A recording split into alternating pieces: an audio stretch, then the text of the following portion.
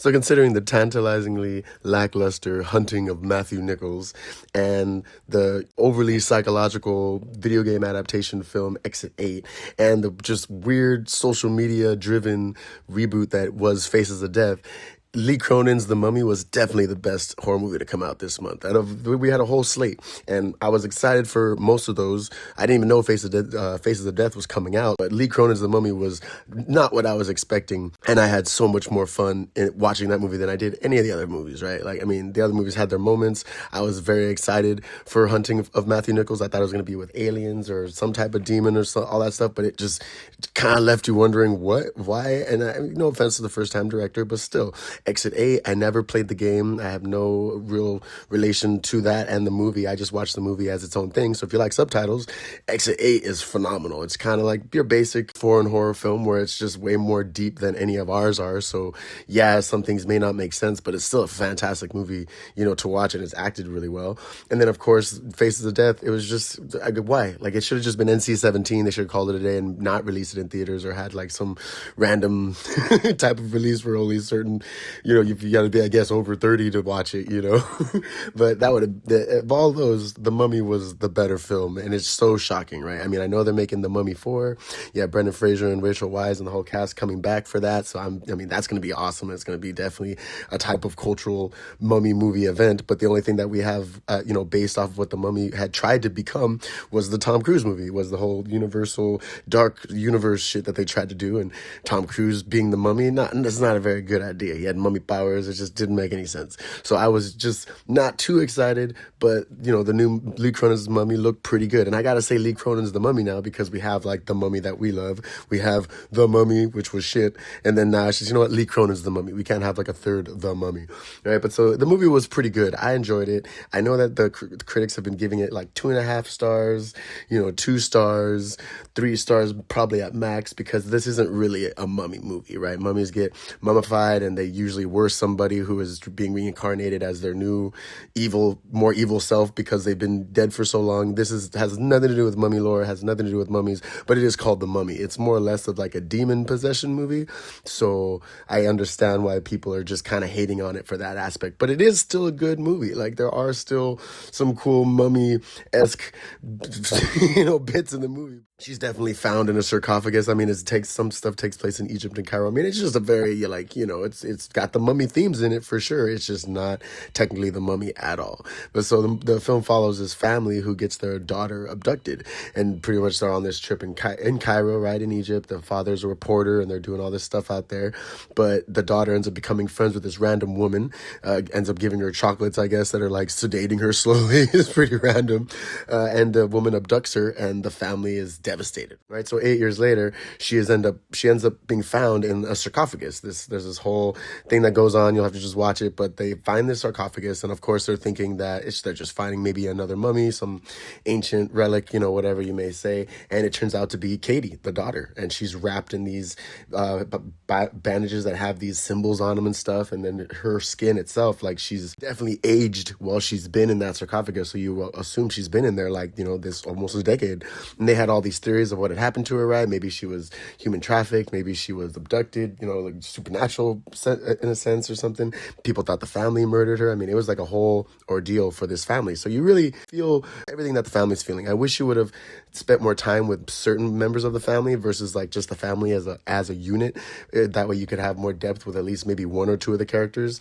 But I mean, most of the movie centers around, of course, the mother and father getting their daughter back, but she's different. Obviously, something happened to her where she's left in a sarcophagus rotting. I mean, she definitely needed some psychological help, but the family's like, no, we're just going to bring her home and like integrate her back into life, society, even though they themselves have like isolated themselves in their living. So like, it's like, what are you really doing? I mean, I would rather get my daughter some good psychological help and have some people really be there, for her to help her instead of just thinking she's going to be fine after this long. But it turns out that Katie was abducted by this cult, and the cult is doing their due diligence, right? They're actually trying to save the world from this demon, this Nesmerinian, and they have to sacrifice someone to put this demon into their body and then put these binding wraps over the person, right? The binding wraps then mold with the skin. They become these like flesh bindings, and that keeps the demon subdued in that host. But the host can still wake up. The host can still lose control, but that's what the sarcophagus and that's what those bandages are all for, right? So Katie ended up being abducted because this cult found out that if they put the demon in a child, the demon will have a longer lifespan in that host, and they won't have to do the ritual again and sacrifice somebody else until at least a couple decades later, because, you know, they abducted someone young.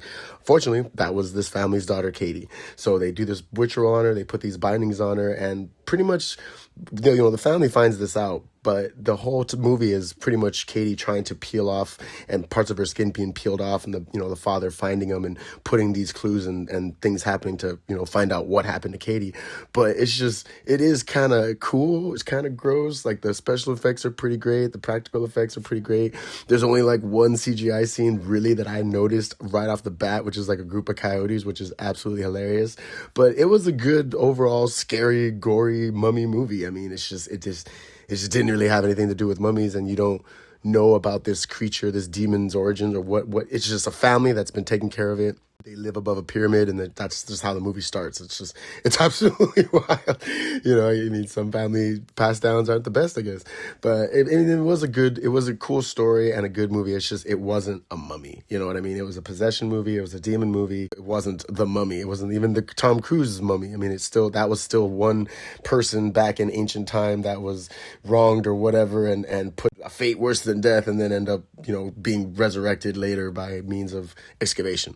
This was just a demon being passed into a child that just so happened to be found, and it's like they never intended for her to be found. The family was never supposed to get her back. Everything went wrong, you know, in the cult's eyes. But this cult is, like I said, they're doing the right thing. They're protecting the world from this evil, but at what cost? You know, so even the end of the movie like kind of gives that those people in that cult, in that situation, their comeuppance. But you're like, at what cost? And is this new family ready to take on that responsibility? You know, it's absolutely wild.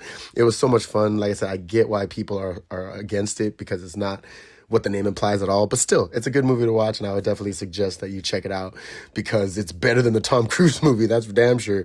And I mean, you know, because of that, it's like it's its own mummy movie. Wolfman, in my opinion, was, you know, absolutely horrible. Didn't really care for the Invisible Man. It was cool and all, but like, it's a suit, really. I haven't really been sold on the whole Universal Monster remakes. Yes, Guillermo del Toro's Frankenstein was pretty damn good on Netflix. The Bride was, you know, the Bride was the Bride. And then you had Nosferatu, which was pretty amazing. I mean, I liked it, but I'm not really a vampire person, so I don't see this becoming a universe, but maybe we could put the Universal Monsters to rest. We can come up with better creature features, I don't know. But still, it was a fun film. I would definitely suggest you guys check it out. I mean, one of my favorite scenes is when their new daughter ends up taking their grandma pretty much passes away. It's like this crazy scene where she dies, and the little girl takes her dentures. She's like pulling out her teeth, and then she puts in the grandma's dentures at the funeral, because they have like an open casket, and then she starts attacking everybody with the dentures. Oh my gosh, it's so outrageous. But it was so, that sequence was pretty crazy and pretty good. So definitely go check out Lee Cronin's The Mummy. It was fantastic. But this has been Ghost of the Craig. Thanks so much for tuning in. Like, share, and subscribe, and I will catch you guys in the next one. Peace.